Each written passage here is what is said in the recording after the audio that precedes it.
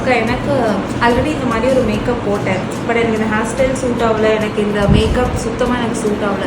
எனக்கு இந்த மாதிரி இல்லாமல் என்னோட ஸ்கின் டோனுக்கு நல்ல ஒரு ஃபினிஷிங் இருக்கணும்.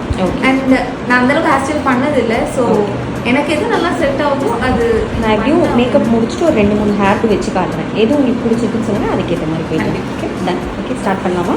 எஸ். ஓகே